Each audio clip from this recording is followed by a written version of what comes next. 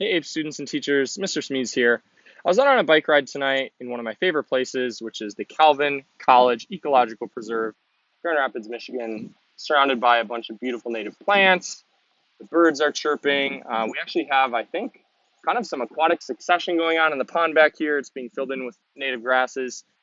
And I just thought it'd be a neat opportunity to make a really quick video to remind you guys that as AP scores are released tomorrow morning, you should really be careful not to tie your worth as a student or as a person or as someone who cares about the environment to your exam score. Now, that being said, it's an AP class. I know a lot of you are really ambitious. You care about your scores. You're wanting college credit. And you've worked really hard this year and you deserve college credit. But we have to face some of the facts. And some of those facts are that 53% of AP students will not earn a 3, 4, or 5 on tomorrow's scores when they're released.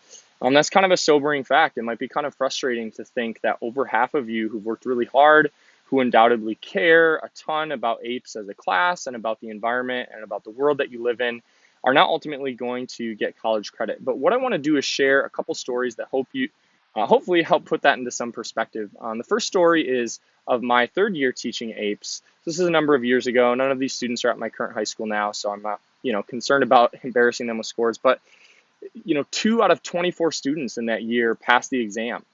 So I was really feeling like a failure. I was talking to my principal. I was having thoughts about, am I cut out for teaching AP? And it meant so much to have her support and to have the support of other AP teachers in our Facebook group to keep going and try to make changes and try to improve. And the next year, we were at almost a 50% pass rate. So it was a huge increase.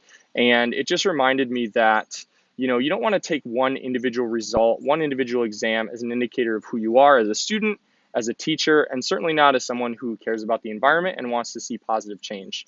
Another story is of a couple students from that year who did not earn 3s, 4s, or 5s on that exam. So some of these students who did not earn passing scores are going on to become solar panel installation technicians. Another one is becoming a firefighter and wants to work on doing prescribed burns. And so it's really an incredible testament, I think, to the fact that you don't need to get a 3, 4, or 5 on the exam to still do something really enriching and meaningful with your life related to environmental science or not related to environmental science. So just remember that your exam scores don't define you. APES is a special class. It's why we say APES versus everybody. And you can always think like a mountain and write like a scholar, no matter where you go and no matter what exam score you get.